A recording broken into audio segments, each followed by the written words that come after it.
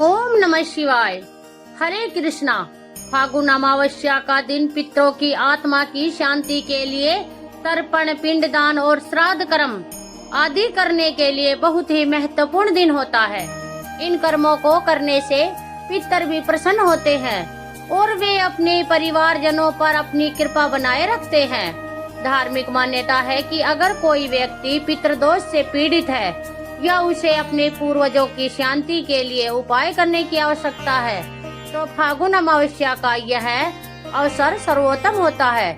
और इस दिन से कुछ जुड़ी कथाएं प्रचलित है जो सदियों से चली आ रही है। आइए आज के इस वीडियो में आपको ऐसी ही कुछ फागुन अमावस्या की कथाएं सुनाते हैं। आप सभी भी इन कथाओं को श्रद्धा पूर्वक पूरा जरूर सुनिएगा। एक बार की बात है, देव समाज के व्रत महोत्सव का आयोजन हो रहा था। सभी देवता अपने वाहनों में आ रहे थे। महादेव शंकर भी सभा में प्रवेश कर रहे थे। उन्होंने सभा भवन के बाहर स्थित एक वृक्ष की शाखा पर बैठे हुए एक सुख की ओर कुछ गंभीर दृष्टि से देखा। शंकर जी तो सभा भवन में चले गए, किंतु अब उस सुख के मन में बड़ी चिंता उत्पन्न हो गई। पास में ही बैठे गरुड़ से उसने अपनी आशंका का निवेदन किया। सुख ने बताया कि हे गरुड़ देव, आज तो शंकर जी ने मुझे बड़ी गंभीर दृष्टि से देखा है। ऐसा लगता है मानो मेरा काल उपस्थित हुआ है। मुझे अभी और जीवित रहना है। आप ही कृपा करके कोई समाधान बताइए। उसके बचने का उपाय सोचकर गरुड़ जी ने कहा, सुख जी, मैं तुम्हें द्रुत गति से अनेकों समुद्रों को पार कराकर किसी सुरक्षित स्थान पर छोड़ आता हूँ। तुम चिंता मत करो। अब गरुड़ जी ने पूरी शक्ति से उड़कर बहुत ही कम समय में अनेक समुद्र पार करके उसे दूर कहीं सुरक्षित स्थान पर बैठा दिया। अब सुख आश्वस्त हो गया कि वह संहार करता शंकर जी की दृष्टि से बच गया है। उधर गरुड़ लौट कर पुनः उसी वृक्ष पर जा बैठा और उत्सुकता से शंकर जी के सभा से बाहर आने की प्रतीक्षा करने लगा। कुछ ही समय में शंकर जी बाहर निकले। उन्होंने पुनः वृक्ष की उसी शाखा की ओर देखा। गरुड़ ने सहम कर उनकी गंभीर दृष्टि का कारण पूछा। तब शंकर जी बोले, सुख कहाँ है? गरुड़ ने कहा, भगवान, सुख तो आपकी तीक्ष्ण दृष्टि से भयभीत हो गया था और मैंने ही उसे दूर एक सुरक्षित स्थान पर बिठा दिया है। शंकर जी ने कहा, यही तो मेरा आश्चर्य था कि कुछ ही क्षण के बाद वह सुख उसी स्थान पर एक महासर्प द्वारा कलवित हो जाएगा और इतनी दूर वह इतने कम समय में कैसे पहुंचेगा? और तुमने उस समस्या का उपाय कर दिया। इस तरह मृत्यु से कोई बच नहीं सकता। उसके आगे देव, दानव, मनुष्य सभी एक समान है। भगवान ने प्रत्येक जीव की मृत्यु उसी प्रकार, उसी क्षण और उसी स्थान पर लिखी है।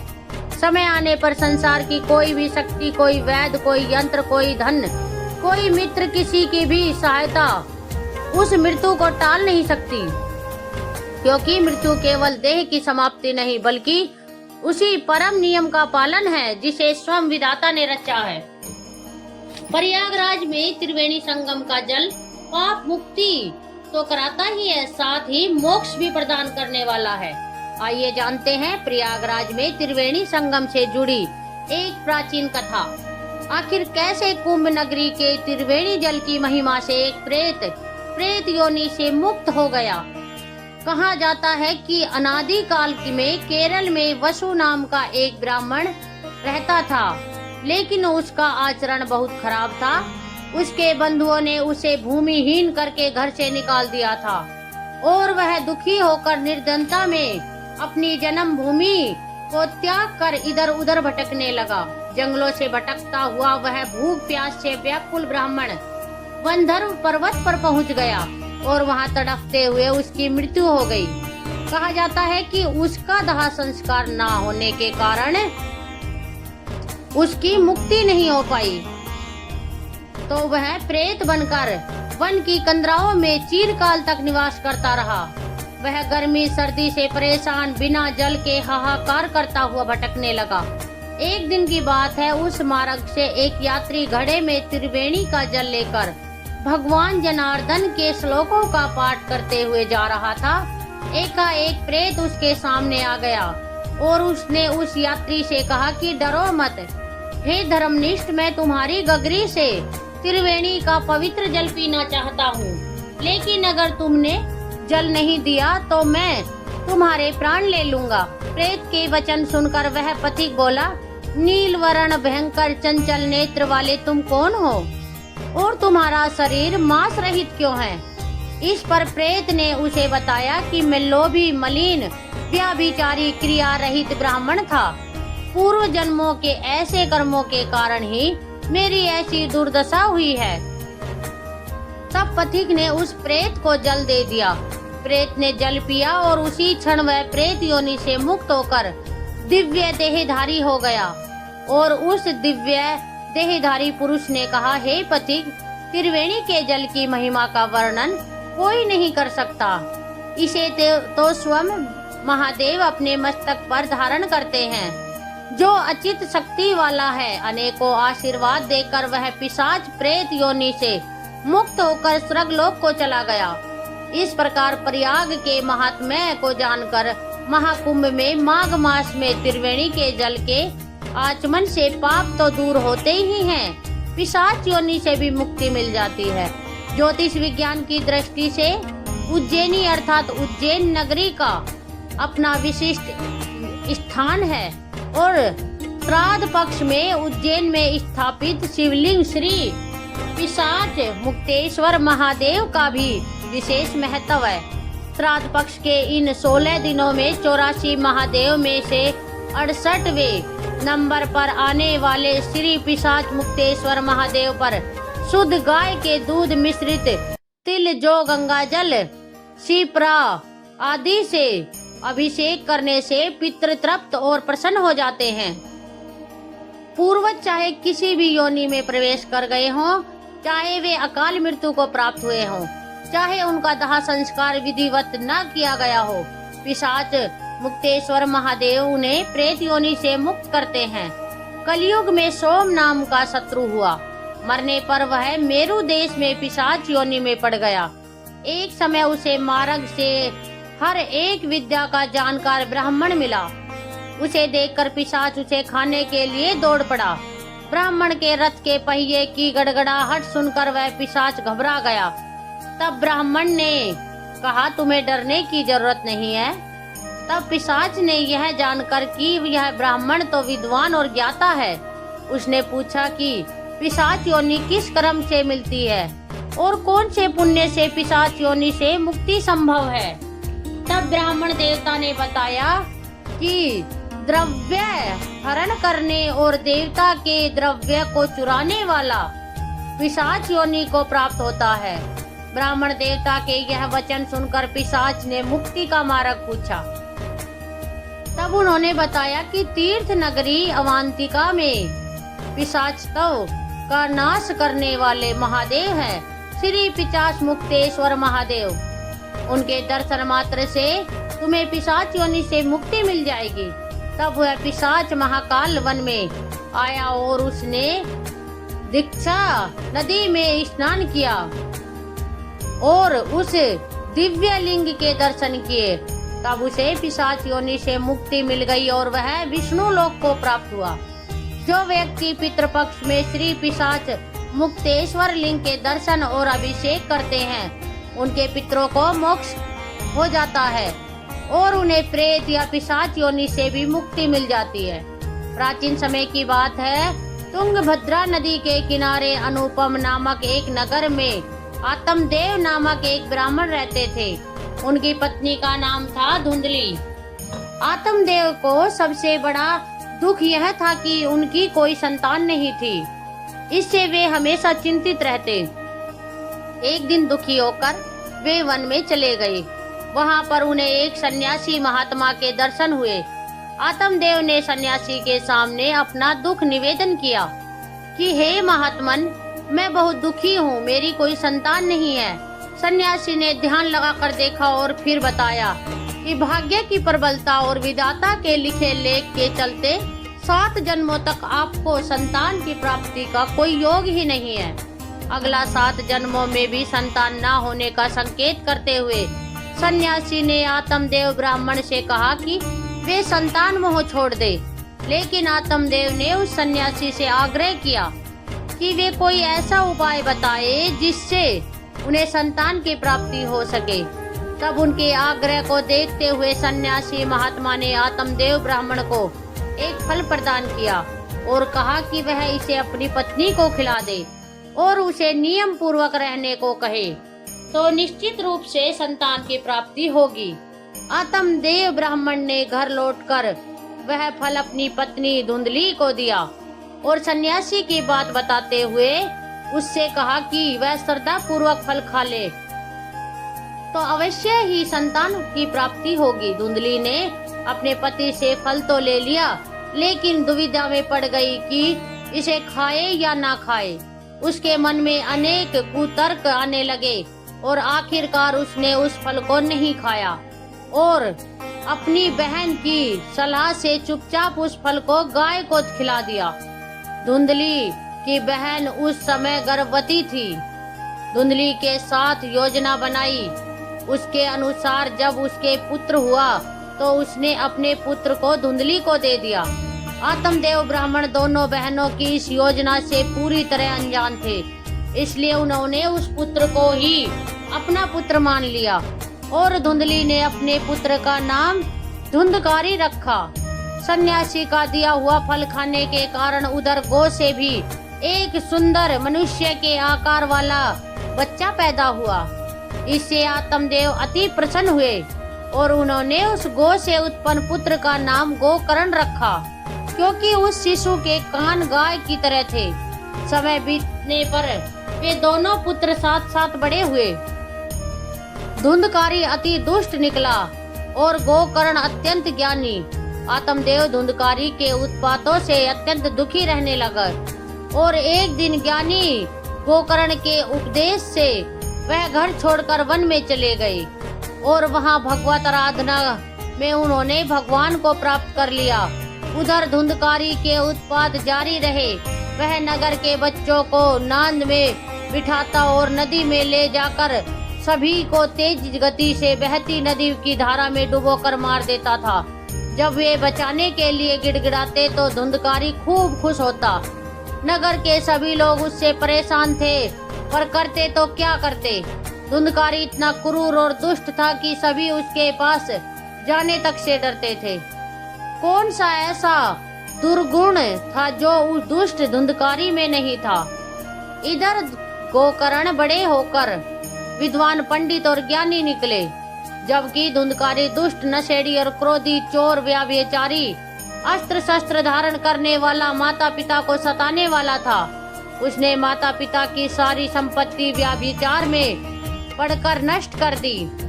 हद तो तब हो गई जब धुंधकारी ने एक दिन अपने पिता को मारकर घर से बाहर निकाल दिया।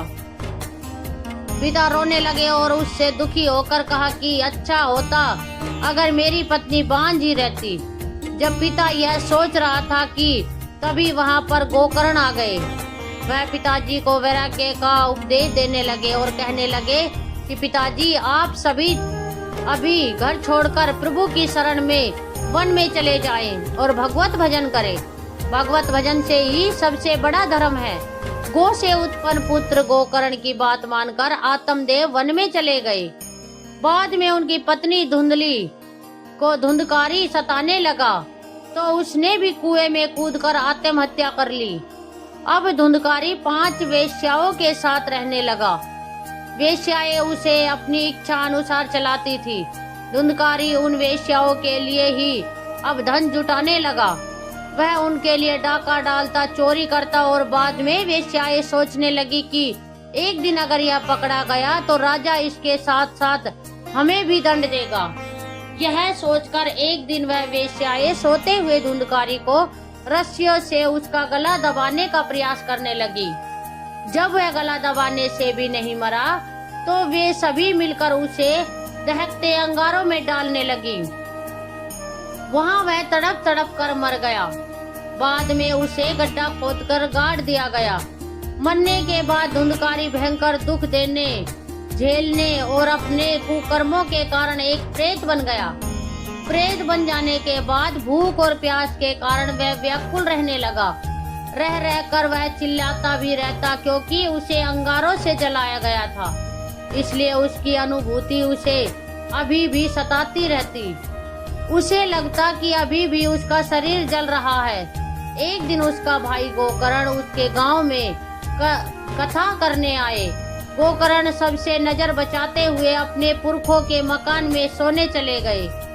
अपने ही घर में अपने भाई को सोया हुआ देखकर धुंधकारी खुश हो गया और आवाज लगाने लगा। गोकर्ण यह आवाज सुनकर पूछने लगे कि तुम कौन हो? तब धुंधकारी ने बताया कि मैं तुम्हारा भाई हूँ। मेरे कुकर्मों की तो गिनती ही नहीं की जा सकती। इसी कारण से मैं प्रेत योनि में पड़ा यह दुर्दशा भोग रहा हूँ। भाई, अब तुम ही दया करके मुझे इस योनि से मुक्ति दिला सकते हो। गोकर्ण ने कहा कि मुझे बड़ा आश्चर्य हो रहा है कि मैंने तो तुम्हारे लिए विधि पूर्वक गया जी में श्राद्ध किया, फिर भी तुम प्रेत योनि से मुक्त कैसे नहीं हुए? मैं कुछ और उपाय करता हूँ। कई उपाय करने के बाद भी जब धुंधकारी को मुक्ति नहीं मिली, तो अंत में गोकर्ण ने सूर्यदेव से पूछा। तो सूर्यदेव ने बताया कि श्रीमद् भगवत गीता कथा सुनाने से ही धुंधकारी की मुक्ति संभव हो सकती है। इसलिए तुम सप्ताह पारायण करो। तब गोकर्ण व्यास गद्दी पर बैठकर कथा कहने लगे। देश गांव में बहुत लोग कथा सुनने आने लगे। इतनी भीड़ हो गई कि सब आश्चर्य करने लगे। तब वह प्रेत धुंधकारी भी वहां आ पहुंचा और इधर उधर स्थान ढूंढने लगा। इतने में ही उसकी दृष्टि एक सीधे रखे हुए 7 गांठ वाले बांस पर पड़ी और वह वायु रूप में उसी में जाकर बैठ गया। जब शाम को कथा को विश्राम दिया गया तो एक बड़ी विचित्र बात हुई। सबके देखते ही देखते उस बांस में की एक गांठ तड़ तड़ करती फट गई। इसी प्रकार 7 दिनों में उस बांस की 7 गांठें फट गई और 12 स्कंद सुनने से पवित्र होकर धुंधकारी एक दिव्य रूप धारण करके सामने खड़ा हो गया। उसने भाई को प्रणाम किया। तभी बैकुंठवासी पार्षदों के सहित एक विमान वहां उतरा और सबके देखते ही देखते धुंधकारी विमान पर चढ़ गए। उन पार्षदों को देखकर गोकर्ण ने कहा कि भगवान के प्रिय पार्षदों, यहाँ तुम्हारे अनेकों शुद्ध हृदय श्रोतागण हैं। उन सब के लिए भी एक साथ बहुत से विमान क्यों नहीं लाए? यहाँ सभी ने तो समान रूप से कथा सुनी है, फिर फल में इस प्रकार का भेदभाव क्यों? तब भगवान के पार्षदों ने कहा कि इस फल भेद का कारण इनमें श्रवण का भेद है। इन सभी ने एक समान रूप से कथा तो सुनी, किंतु उसके जैसा मनन नहीं किया। इस प्रेत ने 7 दिनों तक सुने हुए विषयों का स्त्रीत से खूब मनन भी किया। ऐसा कहकर वे सभी पार्षद बैकुंठ को चले गए। फिर अगले पवित्र मास में गोकर्ण ने फिर से उसी प्रकार सप्ताह क्रम से कथा कही और यहाँ भक्तों से भरे हुए विमानों के साथ भगवान प्रकट हो गए। उस गांव में कुत्ते और चांडाल पर्यंत जितने भी जीव थे, सभी दिव्य देह धारण करके विमान पर चढ़ गए। भगवान उन सभी को योगी दुर्लभ गोलोक धाम में ले गए। इस कथा का सार यह है कि अपने माता पिता को कष्ट देने वाला, शराब पीने वाला वेश्यागामी पुरुष प्रेत योनि प्राप्त कर अनंत काल तक भटकते रहते हैं। अब ना तो गोकर्ण की तरह कथा सुनाने वाला है और ना ही धुंधकारी की तरह स्थिर मन में कथा सुनने वाले। धुंधकारी को उसके पापों की सजा तो मिली ही, साथ ही उसने प्रेत योनि में रहकर भी सजा भुगती। बाद में जब उसे पछतावा हुआ तो भगवत कथा सुनकर उसका मन निर्मल हो गया और निर्मल मन होने से उसके सारे संताप जाते रहे। बांस की 7 गांठें हमारी 5 इंद्रियां, 6 मन और 7वीं बुद्धि पर लगी हुई अज्ञान की अशुद्धि की गांठें हैं। भगवत के श्रवण मनन से पूर्व धुंधकारी 5 इंद्रियों, 6 मन और 7वीं बुद्धि नामक 7 स्तरों पर अशुद्ध और ज्ञान से भरा हुआ था। यही उसका 7 गांठों वाला बांस में बैठना है। भगवत के श्रवण मनन के पश्चात इन 7 स्तरों पर वह अशुद्धि और अज्ञान से मुक्त हो गया और यही बांस की 7 गांठों का फटना है। यह थी धुंधकारी की कहानी। अब सुनिए अमावस्या की मुख्य कथा। पौराणिक कथा के अनुसार एक साहूकार के 7 बेटे और 1 बेटी थी। उनके घर अक्सर एक ब्राह्मण भिक्षा मांगने आया करता था। जब भी साहूकार की बेटी भिक्षा लेकर आती तो वह ब्राह्मण भिक्षा लेने से मना कर दिया करता और कहता था कि तुम्हारे भाग्य में सौभाग्य नहीं, वैधव्य लिखा है। यह सुनकर साहूकार की बेटी बहुत दुखी हो जाती। कई बार ऐसा ही होता रहा। तब एक दिन साहूकार की बेटी ने अपनी माँ को सारी बात बता दी कि कैसे एक ब्राह्मण भिक्षा मांगने आता है और उससे भिक्षा लेने से मना कर देता है। साहूकार की पत्नी ने अपनी बेटी से कहा कि अगली बार जब वह भिक्षुक आए तो मुझे बताना। फिर एक दिन वह भिक्षुक द्वार पर आया। उस समय साहूकार की पत्नी दरवाजे से पीछे छुपकर सारी बातें सुनने लगी। वही हुआ जैसा हमेशा होता था। भिक्षुक ने साहूकार की बेटी से भिक्षा लेने से मना कर दिया और कहने लगा कि तुम्हारे भाग्य में सुहाग नहीं, विधवा होना लिखा है। इस बात को सुनकर साहूकार की पत्नी दरवाजे की आड़ से बाहर आकर भिक्षुक से कहने लगी कि एक तो हम भिक्षा दे रहे हैं, ऊपर से आप हमें अशुभ बातें बता रहे हैं। ब्राह्मण ने कहा कि मैं जो कुछ भी कह रहा हूँ वह सच है।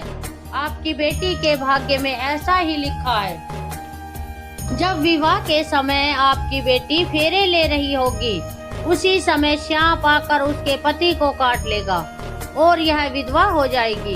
ब्राह्मण की ऐसी बातें सुनकर साहूकार की पत्नी दुखी हुई, लेकिन फिर ब्राह्मण से बोली कि अगर आपको यह पता है कि यह विधवा होगी तो आपको यह भी पता हो सकता है कि फिर इसके सुहाग की रक्षा कैसे हो सकेगी।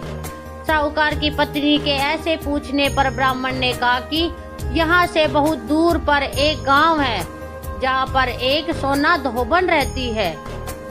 वह हर सोमवती अमावस्या को व्रत रखती है। इससे उसका सुहाग अटल है। अगर वह आकर अपना सुहाग आपकी बेटी को दे देगी तब इसका वैधव्य टल सकता है। ब्राह्मण की बात सुनकर साहूकार की पत्नी ने ब्राह्मण का धन्यवाद किया और वह सोना धोबन की खोज में निकल पड़ी। एक दिन बहुत तेज धूप के कारण पीपल की छाया में बैठकर आराम कर रही थी। तभी उसने देखा कि एक सांप आया और उस पीपल के पेड़ पर गरुड़ के बच्चों को खाने के लिए चढ़ने लगा। साहूकार की पत्नी ने देखकर उस सांप को मार दिया और गरुड़ के बच्चों की रक्षा की। इतनी ही देर में गरुड़ भी वहां आ गया और देखा कि आसपास खून ही खून फैला हुआ है। गरुड़ को लगा कि साहूकार की पत्नी ने ही उसके बच्चों को नुकसान पहुंचाया है, इसलिए गरुड़ ने चोंच से उस पर हमला कर दिया। लेकिन फिर साहूकार की पत्नी ने किसी तरह उसे रोका और बताया कि उसने तो उसके बच्चों की रक्षा की है। गरुड़ ने जब इस सच को जाना तब कहने लगा कि तुमने मेरे बच्चों की रक्षा की है, इसलिए बताओ कि मैं कैसे तुम्हारी सहायता कर सकता हूँ। साहूकारनी ने तब गरुड़ को बताया कि वह सोना धोबन की तलाश में निकली हुई है। अगर वह उसे वहां तक पहुंचा दे तो बड़ा उपकार होगा। फिर साहूकारनी को गरुड़ ने सोना धोबन के गांव में पहुंचा दिया। सोना धोबन के 7 बेटे और बहुएं थी, लेकिन बहुओं में घर के काम को लेकर कहा सुनी बहुत हुआ करती थी। साहूकारनी को एक उपाय सूझा और वह हर रात जब सभी लोग सो जाते तो सोना धोबन के घर में चुपके से चली जाती और घर का सारा काम काज करके निकल आती। कई दिनों तक ऐसा ही चलता रहा। तब एक दिन सोना धोबन ने सोचा कि अब मेरी बहू आपस में कहा सुनी भी नहीं करती और घर का सारा कामकाज भी हो जाता है, आखिर ऐसा करता कौन है। यह सब जानने के लिए सोना धोबन छुप कर बैठ गई और सब कुछ उसने अपनी आंखों से देख लिया। काम करके जब साहूकारनी जाने लगी तब धोबन ने उसे पकड़ लिया और पूछने लगी कि तुम कौन हो और यहाँ इस तरह मेरे घर का काम करके क्यों चली जाती हो। साहूकारनी ने कहा, मैं सब बता देती हूँ, लेकिन पहले वचन दो कि सारा सच जानने के बाद तुम मेरी मदद जरूर करोगी। सोना धोबन ने साहूकार को वचन दिया। साहूकारनी ने सारी बातें सोना धोबन को बता दी और अपने साथ चलने के लिए कहा। सोना धोबन साहूकारनी के साथ चल दी। जाने से पहले अपनी बहुओं से बोली कि मेरे लौटने तक हो सकता है तुम्हारे ससुर जी की मृत्यु हो जाए, लेकिन इनके शरीर को तेल में डुबोकर रखना, अंतिम संस्कार मत करना। सोना धोबन इस प्रकार चलते चलते साहूकारनी के घर आ गई और जब साहूकारनी की बेटी का विवाह हो रहा था तब फेरों के समय एक सांप लहलाता हुआ चला आया। सोना धोबन ने उस सांप के आगे दूध और लावा रख दिया। जैसे ही वह सांप दूध पीने लगा कि सोना धोबन ने उस सांप को एक पिटारी में बंद कर लिया और फिर साहूकारनी की बेटी से कहने लगी, अब तक मैंने जितने भी सोमवती अमावस्या का व्रत रखा है उन सभी का पुण्य फल मैं साहूकारनी की बेटी को देती हूँ। इसके बाद साहूकारनी की बेटी का वैधव्य टल गया और वह सौभाग्यवती बन गई। इधर सोना धोबन ने पकड़े हुए सांप को दूर जंगल में ले जाकर छोड़ दिया। फिर सोना धोबन अपने गांव लौटने लगी। तब एक दिन रास्ते में ही सोमवती अमावस्या पड़ गई। सोना धोबन ने इस दिन व्रत रखा और पीपल की पूजा की, कथा का पाठ भी किया। इसी बीच घर में सोना धोबन के पति की मृत्यु हो गई थी। जब वह वापस अपने घर लौटी तब उसने अपने पति के अपने रास्ते में किए हुए सोमवती अमावस्या का पुण्य अपने पति को दे दिया। इससे उसका मरा हुआ पति फिर से जीवित हो उठा। लोगों ने जब सोना धोबन से पूछा कि तुमने अपने मरे हुए पति को कैसे जीवित कर दिया, तब उसने बताया कि उसने सोमवती अमावस्या के व्रत के प्रभाव से अपने पति को जीवित किया है। तब से उस गांव में सभी सुहागन महिलाएं भी अपने अपने पति की लंबी आयु की कामना से सोमवती अमावस्या का व्रत रखने लगी। हे अमावस माता, जैसे आपने साहूकारनी की बेटी और सोना धोबन के पति की रक्षा की, जैसे उनका सुहाग अमर किया, इसी तरह इस कथा को कहने, सुनने और हुकार भरने वाली सभी सुहागिन महिलाओं के सुहाग की रक्षा करना। सभी का सुहाग अटल रहे। प्रेम से बोलिए अमावस माता की जय।